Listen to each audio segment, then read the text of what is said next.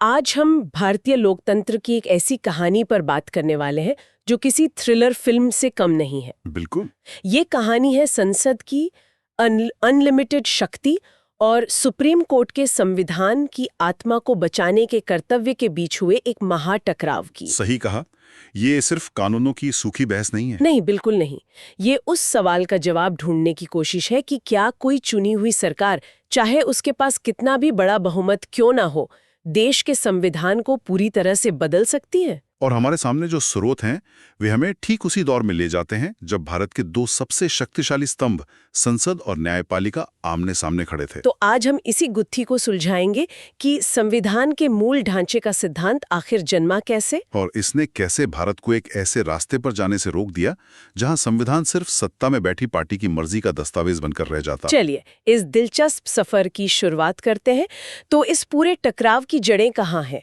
मतलब कहानी शुरू कहाँ से होती है? इसकी जड़ें तो खुद हमारे संविधान में ही छिपी हैं, संविधान के दो हिस्सों में। अच्छा। हाँ, एक है भाग 3 जो हमें मौलिक अधिकार देता है, मतलब हमारे फंडामेंटल राइट्स। और दूसरा है भाग 4 जो राज्य के लिए नीति निदेशक तत्व यानी डीएसपी तय करता है। अच्छा, इन दोनों में बुनियादी फर्क क्या है? एक आम इंसान के लिए इसका क्या मतलब है? फर्क बहुत बड़ा है। देखिए, भाग 3 में जो मौलिक अधिकार हैं, जैसे बराबरी का अधिकार या बोलने की आजादी, हाँ। ये आपको कानूनी तौर पर मिलते हैं। अगर सरकार इन्हें छीनने की कोशिश करे तो आप सीधे अदालत जा सकते हैं। ठीक है। लेकिन भाग 4 के जो नीति निदेशक तत्व हैं, जैसे सामाजिक न्याय को बढ़ावा देना, ये सरकार के लिए सिर्फ कह सकते हैं नैतिक दिशा निर्देश हैं। मतलब आप इन्हें लागू करवाने के लिए कोर्ट नहीं जा सकते? बिल्कुल। अच्छा, तो एक हिस्सा कानूनी तौर पर बाध्यकारी है और दूसरा सिर्फ सलाह जैसा है। लेकिन ये दोनों आपस में टकराए कैसे? टकराव तब शुरू हुआ जब आजादी के ठीक बाद सरकार ने बड़े सामाजिक सुधार करने की सोची। Land reforms. हाँ, भूमि सुधार। उस वक्त देश में जमींदारी प्रथा थी, जमीन कुछ ही लोगों के पास थी, तो सरकार कानून लेकर आई ताकि जमींदारों से जमीन लेकर उसे भूमिहीन किसानों में बांटा जा सके, जो कि डीपीएसपी के लक्ष्य को पूरा करने के लिए था। एकदम सही, सामाजिक न्याय। लेकिन जाहिर है जमींदार अपनी जमीन इतनी आसानी से क्यों देते? बिल्कुल नहीं। उन्होंने अदालत का दरवाजा खटखटाया। उनका तर्क था कि संपत्ति का अधिकार तो उनका मौलिक अधिकार है, जो संविधान के भाग 3 में दिया गया है। हाँ, और सरकार भूमि सुधार के नाम पर उनसे ये अधिकार छीन रही है। यहीं से असली संघर्ष शुरू हुआ। एक तरफ समाज का भला और दूसरी तरफ व्यक्ति का अधिकार। तो सरकार के सामने एक बड़ी दुविधा खड़ी हो गई। वो सामाजिक न्याय करना चाहती थी, लेकिन संविधान का एक हिस्सा ही उसके आड़े आ रहा था। तो उन्होंने क्या किया? उन्होंने संविधान को ही बदलने का फैसला किया। अच्छा। हाँ, 1951 में देश का पहला संविधान संशोधन किया गया। पहला ही संशोधन? जी। इसके जरिए 9वीं अनुसूची यानी 9th शेड्यूल बनाई गई। 9वीं अनुसूची? ये क्या थी? सुनने में तो किसी सीक्रेट फाइल जैसा लगता है। आप इसे एक तरह की जादुई तिजोरी समझ सकती हैं। जादुई तिजोरी? हाँ, सरकार में नियम बनाया कि जिस भी कानून को इस तिजोरी में डाल दिया जाएगा उसे अदालत में चुनौती नहीं दी जा सकती। किस आधार पर? इस आधार पर कि वो मौलिक अधिकारों का उल्लंघन करता है। इसका सीधा मतलब था न्यायिक समीक्षा से बचाओ। मतलब सरकार ने अदालत के हाथ ही बांध दिए। क्या सुप्रीम कोर्ट ने इसे मान लिया? हाँ, शुरुआत में तो मान लिया। 1951 में शंकरी प्रसाद मामले में सुप्रीम कोर्ट ने कहा कि संसद के पास संविधान के किसी भी हिस्से में संशोधन करने की असीमित शक्ति है। मौलिक अधिकारों में भी? मौलिक अधिकारों में भी। तो उस समय के लिए तो मामला सुलझ गया। संसद को एक तरह से ग्रीन सिग्नल मिल गया। लेकिन जाहिर है कहानी यही खत्म नहीं हुई होगी। बिल्कुल नहीं। करीब 16 साल तक यही स्थिति बनी रही। लेकिन 1967 में गोलकनाथ बनाम पंजाब राज्य मामले में सुप्रीम कोर्ट ने एक जबरदस्त यू टर्न लिया। U turn? हाँ, 11 जजों की बेंच ने 6-5 के मामूली बहुमत से अपने ही पुराने फैसले को पलट दिया। पलट दिया? मतलब क्या कहा कोर्ट ने? कोर्ट ने कहा कि संसद के पास मौलिक अधिकारों को छीनने या कम करने की कोई शक्ति नहीं है, संविधान संशोधन के जरिए भी नहीं। अरे वाह! इस एक फैसले ने देश में संवैधानिक भूचाल ला दिया। संसद की सर्वोच्चता पर एक बहुत बड़ा सवालिया निशान लग गया। ये तो बहुत बड़ा मोड़ था। और ये उस दौर में हुआ जब देश की राजनीति भी बहुत तेजी से बदल रही थी। इंदिरा गांधी का दौर शुरू हो चुका था। हाँ, और यही इस कहानी को और भी ज्यादा नाटकीय बनाता है। इंदिरा गांधी गरीबी हटाओ के नारे के साथ सत्ता में आई थी। वो एक करिश्माई और शक्तिशाली नेता थीं। और वो बड़े समाजवादी फैसले लेना चाहती थी। बिल्कुल। उन्होंने 1969 में 14 बड़े बैंकों का राष्ट्रीयकरण कर दिया और फिर रजवाड़ों को मिलने वाले प्रिवी पर्स यानी शाही भत्ते को खत्म करने का आदेश दिया। ये वो फैसले थे जिन्होंने उन्हें गरीबों का मसीहा बना दिया। लेकिन मुझे लगता है सुप्रीम कोर्ट को ये फैसले पसंद नहीं आए होंगे। आपको सही लगता है? सुप्रीम कोर्ट ने इन दोनों ही फैसलों को एक के बाद एक रद्द कर दिया। दोनों को? हाँ, बैंकों के राष्ट्रीयकरण को भी और प्रिवी पर्स की समाप्ति को भी असंवैधानिक ठहरा दिया गया। अब टकराव सिर्फ कानूनी नहीं रहा, ये सीधा प्रधानमंत्री और सुप्रीम कोर्ट के बीच की लड़ाई बन गया। तो एक तरफ इंदिरा गांधी थी जिन्हें जनता का भारी समर्थन हासिल था, और दूसरी तरफ सुप्रीम कोर्ट। इंदिरा गांधी ने इसे कैसे लिया? उन्होंने इसे अपनी राजनीतिक शक्ति पर हमले के तौर पर देखा, और फिर 1971 में चुनाव हुए और इंदिरा गांधी को 352 सीटों का प्रचंड बहुमत मिला। इस जीत ने उन्हें वो ताकत दी जिसकी उन्हें जरूरत थी। बिल्कुल। तो सरकार के पास अब प्रचंड बहुमत था, लेकिन अदालत का गोलकनाथ फैसला उनके रास्ते में खड़ा था। इस दीवार को गिराने के लिए उन्होंने क्या किया? उन्होंने सीधे संविधान पर ही निशाना साधा। 24वें और 25वें संशोधन की कहानी यहीं से शुरू होती है, जो सीधे सीधे सुप्रीम कोर्ट के फैसलों को पलटने के लिए लाए गए थे। हाँ, 24वें संशोधन ने साफ कर दिया कि संसद को संविधान के किसी भी हिस्से, जिसमें मौलिक अधिकार भी शामिल हैं, को बदलने की पूरी शक्ति है। और 25वां संशोधन? वो तो और भी आगे निकल गया। उसने एक नया अनुच्छेद जोड़ा, 31C। उसमें क्या था? उसमें कहा गया कि अगर सरकार डीपीएसपी के किसी लक्ष्य को पूरा करने के लिए कानून बनाती है तो उसे कोर्ट में चुनौती नहीं दी जा सकती, भले ही वो बराबरी या स्वतंत्रता के मौलिक अधिकारों का उल्लंघन क्यों न करता हो। एक मिनट, इसका मतलब तो ये हुआ कि सरकार समाज के भले के नाम पर किसी के भी मौलिक अधिकार छीन सकती थी और कोई अदालत में भी नहीं जा सकता था। हाँ, ये तो बहुत खतरनाक लग रहा है। कि संसद की शक्ति पर कोई सीमा ही नहीं बची है। और इसी माहौल में मंच तैयार हुआ भारतीय न्याय के इतिहास के सबसे बड़े मुकदमे का। केशवानंद भारती बनाम केरल राज्य। बिल्कुल। हाँ, ये नाम तो अक्सर सुनने को मिलता है। ये मामला था क्या असल में? मामला तो केरल के एक भूमि सुधार कानून से जुड़ा था, जिसमें केशवानंद भारती के मठ की जमीन का अधिग्रहण हो रहा था।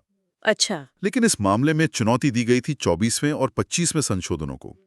सवाल अब एक मठ की जमीन का नहीं था। सवाल ये था कि क्या संसद की संविधान बदलने की शक्ति असीमित है? क्या वो संविधान की पहचान को ही मिटा सकती है? और इस सवाल का जवाब देने के लिए सुप्रीम कोर्ट ने भी असाधारण कदम उठाए होंगे। असाधारण से भी बढ़कर सुप्रीम कोर्ट के इतिहास की सबसे बड़ी बेंच बैठी। 13 जज। 13 जज? हाँ, 68 दिनों तक सुनवाई चली, जो आज भी एक रिकॉर्ड है। देश के सबसे बड़े वकील नानी पालकीवाला सरकार के खिलाफ दलीलें दे रहे थे। ये सिर्फ एक कोर्ट केस नहीं था, ये भारत के लोकतंत्र की आत्मा के लिए एक जंग थी। और फिर 24 अप्रैल 1973 को फैसला आया। क्या हुआ उस दिन? उस दिन सुप्रीम कोर्ट ने एक ऐसा फैसला सुनाया जो अपनी बुद्धिमत्ता के लिए आज भी मिसाल है। उन्होंने एक अद्भुत संतुलन बनाया। कैसे? 7-6 के बेहद मामूली बहुमत से कोर्ट ने पहले तो गोलकनाथ मामले को पलट दिया। अच्छा। उन्होंने माना कि संसद के पास मौलिक अधिकारों सहित संविधान के किसी भी हिस्से में संशोधन करने की शक्ति है। तो ये तो सरकार की जीत हुई। हाँ, लेकिन कहानी में एक लेकिन था, और वही लेकिन इस पूरे सफर का निचोड़ है। वो लेकिन क्या था? कोर्ट ने कहा, लेकिन संसद अपनी संशोधन की शक्ति का इस्तेमाल करके संविधान के मूल ढांचे या बुनियादी विशेषताओं को नहीं बदल सकती। मूल ढांचा, बेसिक स्ट्रक्चर। हाँ, जजों ने कहा कि संशोधन करने की शक्ति का मतलब संविधान को नष्ट करने की शक्ति नहीं है। आप इमारत की मरम्मत कर सकते हैं, उसे एक नया रूप दे सकते हैं, लेकिन आप उसकी नींव को नहीं गिरा सकते। वाह, ये तो कमाल का रास्ता निकाला। पर ये मूल ढांचा है क्या? क्या अदालत ने इसकी कोई लिस्ट दी कि इसमें क्या क्या आता है? यही तो सबसे दिलचस्प बात है। अदालत ने इसकी कोई पक्की लिस्ट नहीं दी। एक मिनट, ये तो बड़ी अजीब बात है। मतलब उन्होंने एक ऐसा नियम बना दिया जिसकी कोई परिभाषा ही नहीं है। बिल्कुल, और कुछ आलोचक यही कहते भी हैं। लेकिन यही इस सिद्धांत की सबसे बड़ी ताकत भी है। कैसे? अदालत ने जानबूझकर इसे खुला छोड़ा ताकि भविष्य में जरूरत के हिसाब से इसकी व्याख्या की जा सके। उन्होंने कुछ उदाहरण जरूर दिए, जैसे संविधान की सर्वोच्चता, सरकार का धर्मनिरपेक्ष और लोकतांत्रिक स्वरूप, शक्तियों का बंटवारा और सबसे जरूरी न्यायिक समीक्षा की शक्ति। यानी अदालत का ये अधिकार कि वो संसद के बनाए कानूनों की जांच कर सके। उन्होंने ये मास्टर की अपने पास ही रख ली। एकदम सही। ये सिद्धांत एक सेफ्टी वॉल्व की तरह बन गया। जाहिर है सरकार इस फैसले से खुश तो बिल्कुल नहीं हुई होगी। उनका क्या रिएक्शन था? सरकार का रिएक्शन बहुत तेज और कड़ा था। फैसले के ठीक अगले दिन 25 अप्रैल 1973 को सरकार ने 3 वरिष्ठ जजों की वरिष्ठता को नजरअंदाज करके। अच्छा, ये वही जज थे जो मूल ढांचे के पक्ष में थे? हाँ, जस्टिस शलत, ग्रोवर और हेगड़े, इनको नजरअंदाज करके जस्टिस A.N. रे को भारत का मुख्य न्यायाधीश बना दिया, जो सरकार के पक्ष में थे। ये तो सीधा सीधा संदेश था, हमारे फैसले से सहमत नहीं हो तो हम आपको किनारे कर देंगे। ये न्यायपालिका के इतिहास का सबसे काला दिन माना जाता है। और ये लड़ाई यहीं नहीं रुकी होगी। नहीं रुकी। जब देश में आपातकाल लगा तो सरकार 42वां संशोधन लेकर आई, जिसे मिनी संविधान भी कहा जाता है। हाँ, सुना है इसके बारे में। इसने केशवानंद भारती के फैसले को पूरी तरह पलटने की कोशिश की। इसमें लिख दिया गया कि संसद की संशोधन शक्ति पर कोई सीमा नहीं होगी।